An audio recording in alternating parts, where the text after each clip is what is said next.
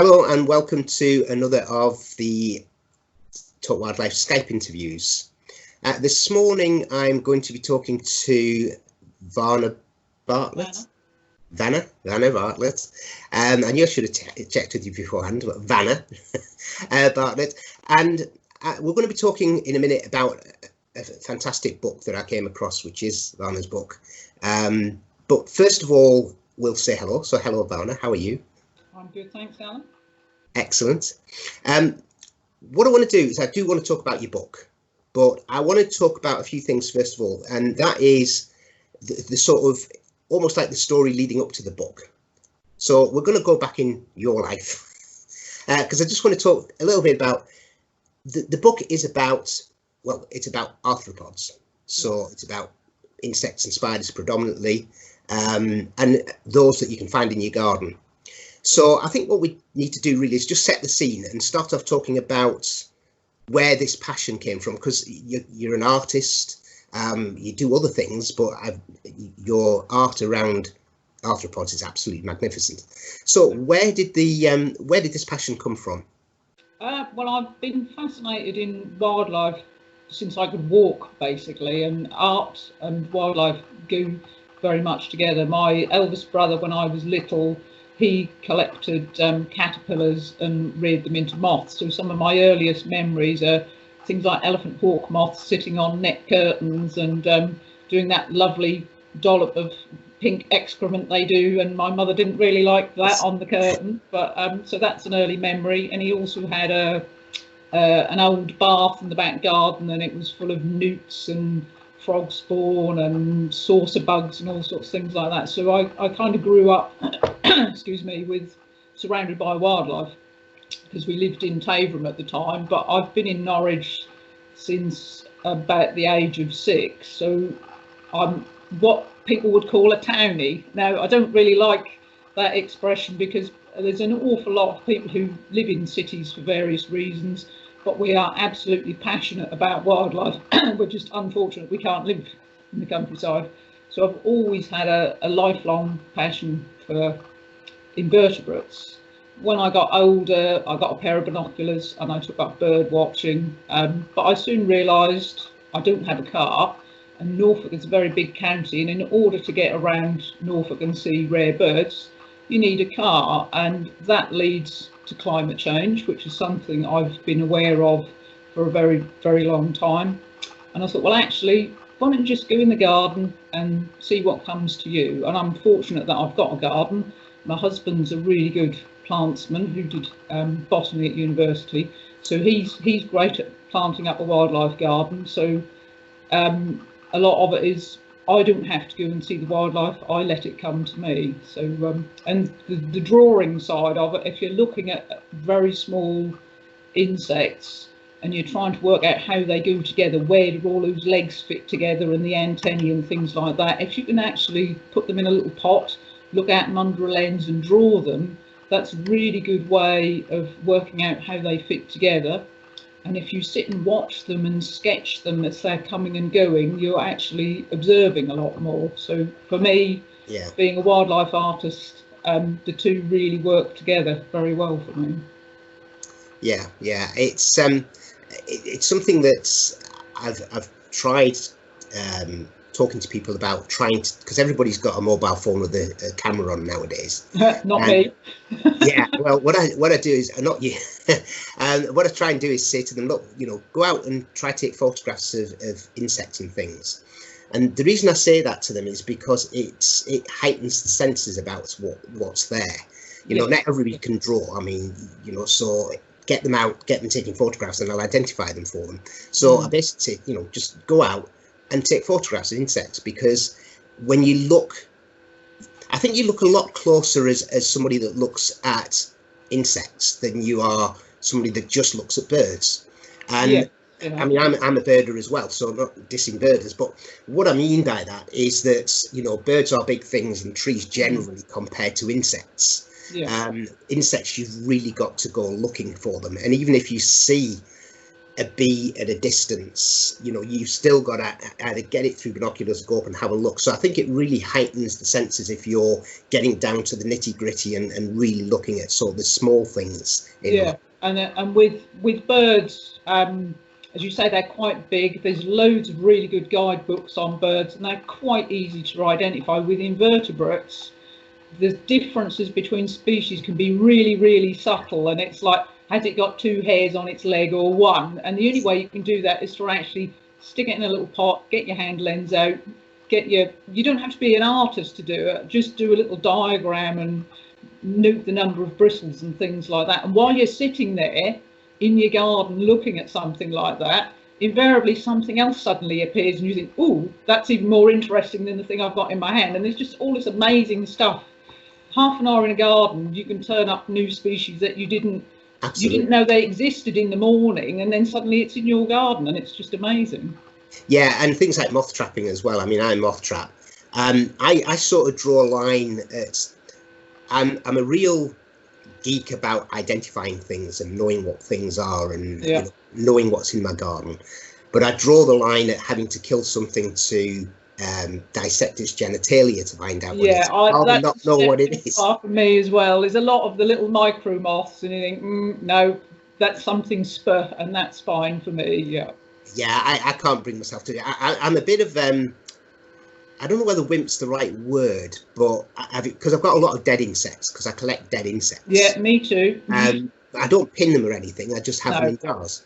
And what I'd like to be able to do is dissect bits of them and put them under a microscope. I've got a really good microscope I use at Pensthorpe, but I can't bring myself to.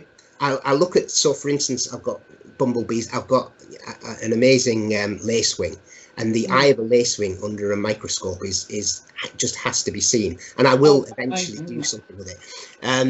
But I can't bring myself to actually dissecting them, not because I'm squeamish or anything like that, but because they look so perfect. I can't bring myself to cut them up, even though they're dead. Yeah. So yeah, I'm a bit weird like that. So, but yeah, insects. So I spoke to Dave Gulson. We talked about pollinators.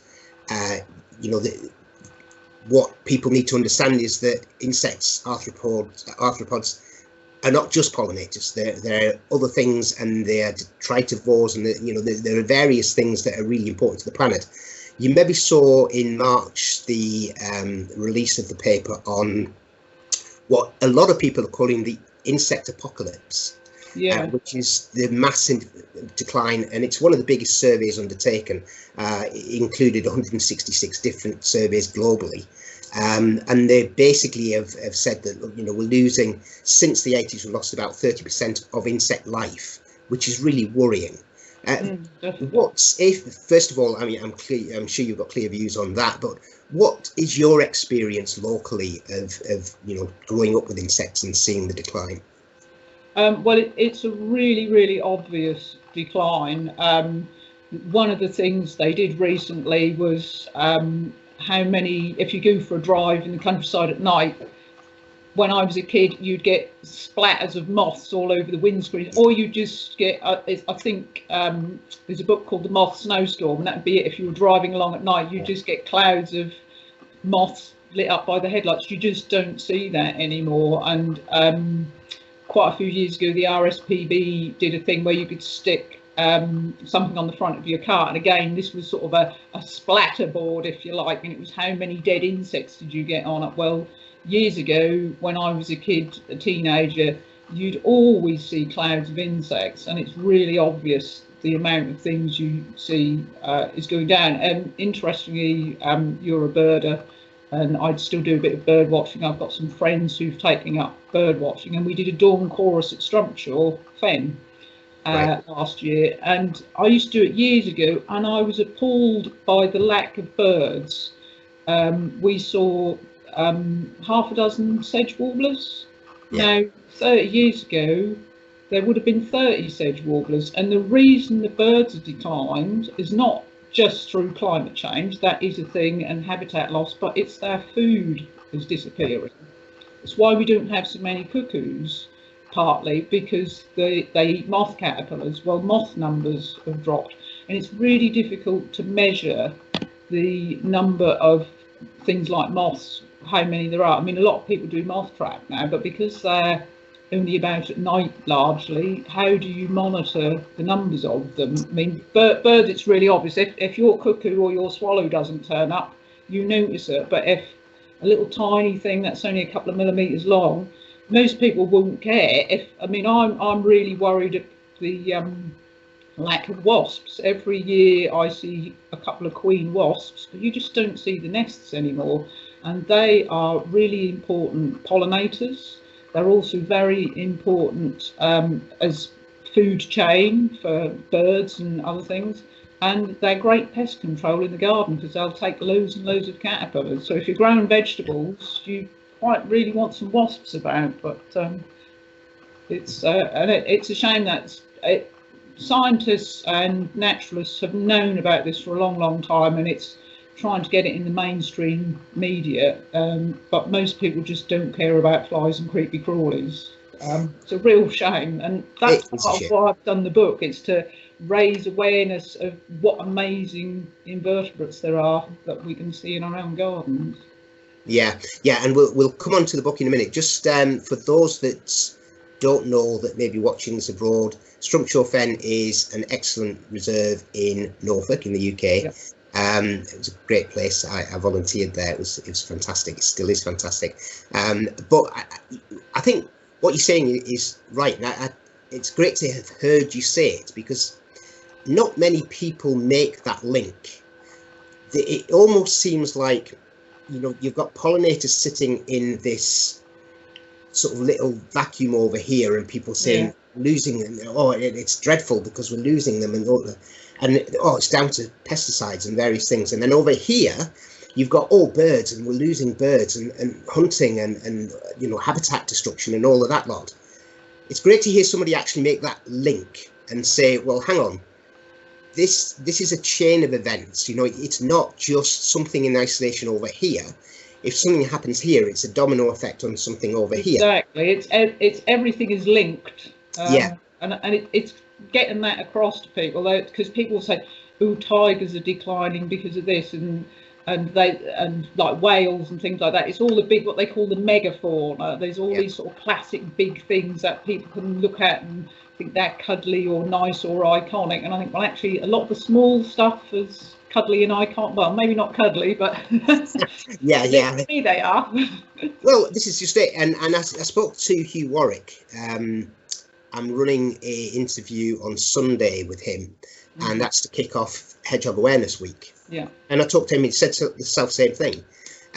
Although a hedgehog, I think, you know, as I said to him, you know, hedgehogs, I think everybody loves a hedgehog. It doesn't matter whether you're sort of into nature or not. Everybody loves a hedgehog. You know, there's just something about them. They're very endearing.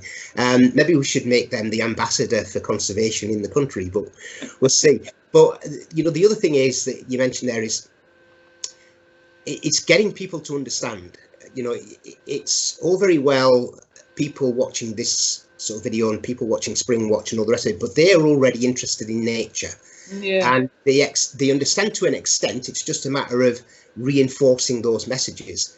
I think the challenge we've got is actually talking to people that either just have a very marginal interest in nature or have no interest in nature whatsoever.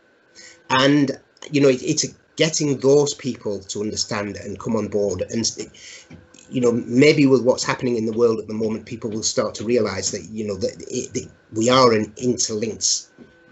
You know, we're interlinked with nature. We're not separated. That is one of the problems. Is too many people, and a lot of it is world leaders and politicians. They believe that human beings are above nature. Well, we are part of nature. We are part of this planet, and what we do to this planet, we ultimately do to ourselves. And the current situation is, sadly, that's the culmination of the way we've been treating the planet. We can't carry on doing it. We suffer the consequences. So. Yeah, and hopefully, fingers crossed, you know, people will start to make more noise, and it has picked up over the last sort of couple of years with sort of, you know, various like Extinction Rebellion and all of that, Extinction Rebellion and you know, the kids going on strike and all the rest of it. I think, you know, it's great to see kids getting involved now. Oh, it is, because it's their future, and that to get them to understand and to act on it, it's just a shame that they can't get their parents to be as engaged with it as well. But yeah, well, that's the challenge, and I think it's a challenge for all of us. And by that I include myself and you and anybody else that, I said it on one of the interviews. If there is 1.2 million people members of the RSPB, if each one of them chose one person they knew that wasn't aware of nature, interested in nature, and sat them down and talked to them, you could talk to over 2 million people. Exactly. Yeah. So I think it's getting that word out there. I think that's really key at the moment. Which brings me to your book, because your book does it very well. And I say that having not seen your book. I've seen the website and I've seen bits of your book, but I've read some of your blogs, and I've certainly read the spider one. And as I say, I will be sharing that. The spider one, which was ironically what brought me to your attention. We've met a few times. When I saw the spider one, I thought, I really need to talk to you, because the spider one is great. And that drew me into the website, and that's where I saw your book. So let's talk about the book. I'm going to, in a moment, I'll share screen. I haven't got pictures downloaded, but I've got your website which show a few pictures. Yeah. But before I do, let's just give a little bit of background to the book. You've touched on it. Why this book? Why now? And how long has it taken you to put it together? And tell us a bit about the story of the book. Well, I've had the idea to do the book for 10 and 12 years. It's something that's just sort of sat on the back burner. Quite why an alphabet, I'm not sure. I mean, when I was a child, we didn't have computers or anything like that, and one of the games we used to play, me, my mum and my brother, was we'd do an alphabet, and you'd do birds. So one person would come up with, I can't think of a bird beginning with an A off the top of my head at the minute. Albatross. And the next person say blackbird, and then it would be corncrake, and we'd take it in turns and we'd do an alphabet, and then we do one on mammals, one on insects. So it's something I kind of grew up with. It was part of my childhood, and it's the kind of thing, if I can't sleep at night, I go through an alphabet of spiders or something like that, just to shut my brain down a bit. So I had this idea to do an alphabet of insects originally, and at the time I was doing a lot of lino cuts, which are sort of prints, and I was going to do an insect alphabet of lino cuts, but I decided actually to get the fine detail, pen and ink, which is what the book is now.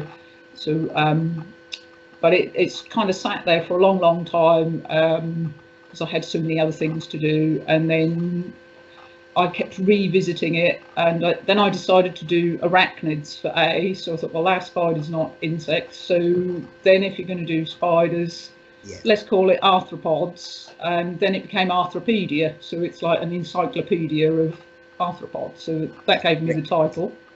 So that was quite good.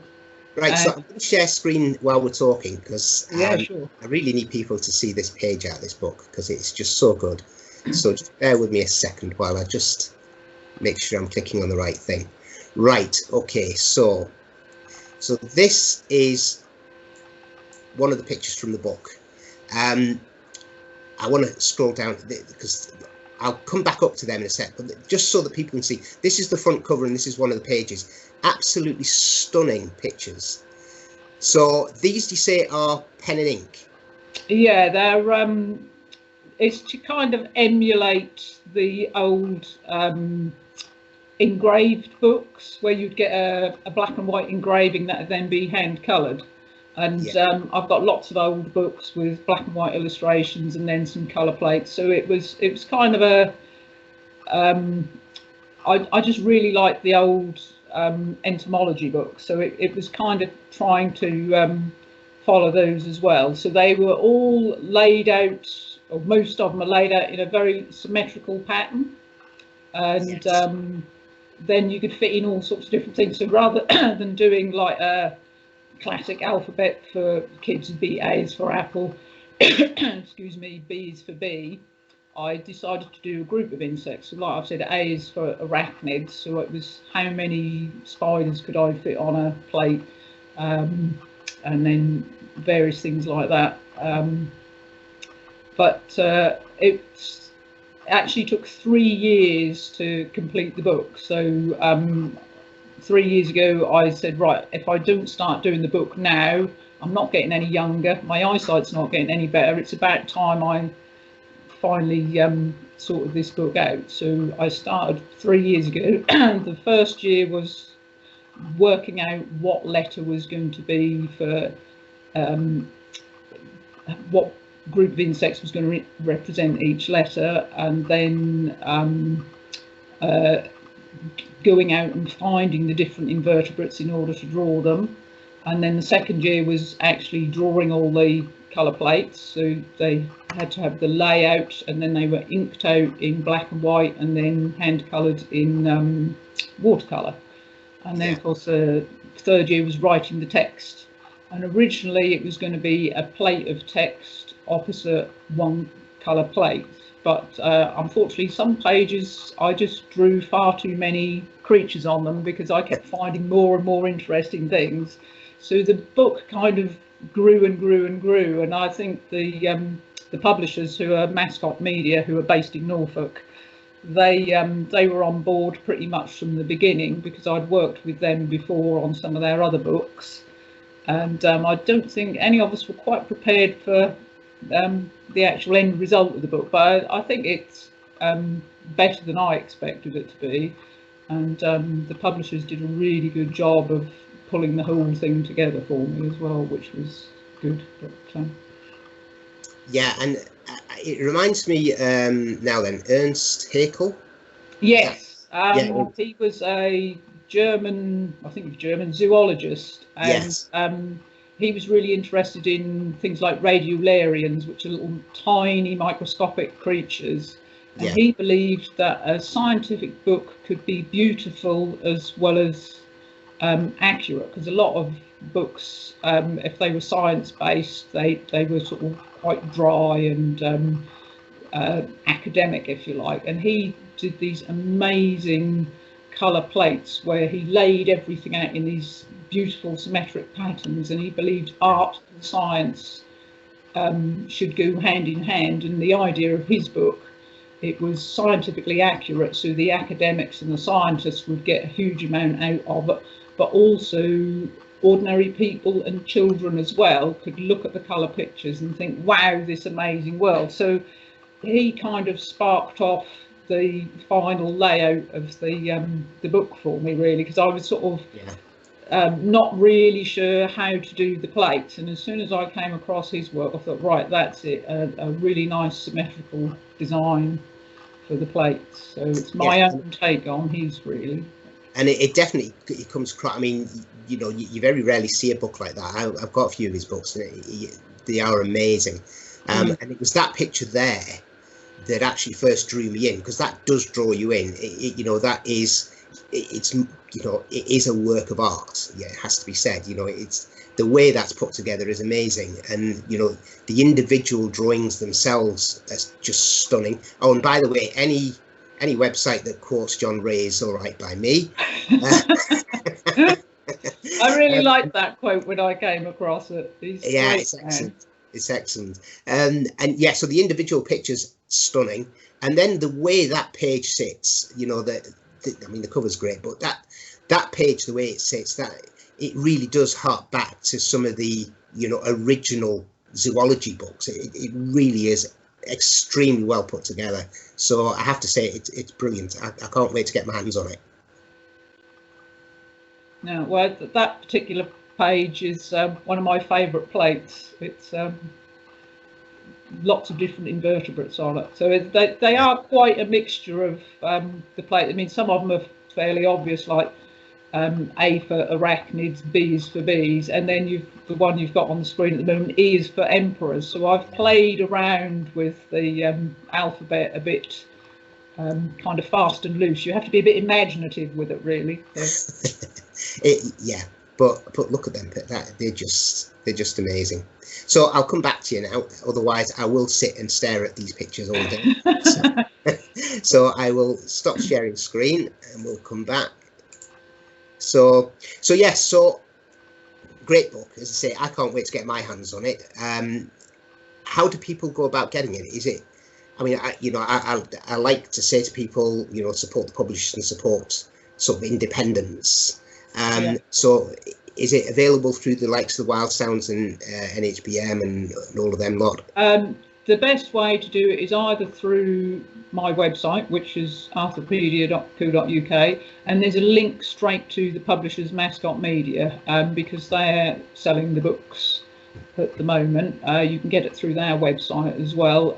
It is available through NHBS as well, who are absolutely brilliant, which is the Natural History Book Service. Normally it would be available in local shops, because one of the other things, I don't bang on about climate change in the book, but I do mention it, and part of the reason for doing the book was to say you do not need to fly around the world or drive everywhere and have a massive carbon footprint in order to enjoy wildlife. It's very nice for people to do that, and in the past I have had holidays abroad, but I stopped flying a long time ago, and neither me or my husband drive, so that's something else where we're sort of very keen on, is to just go out to your local patch if you haven't got a garden, or your garden. And because of that, it was very important for me to use a local publisher, i.e. Mascot Media, and the book was printed in Drayton, which is just outside of Norwich, so it is very much in of Norfolk.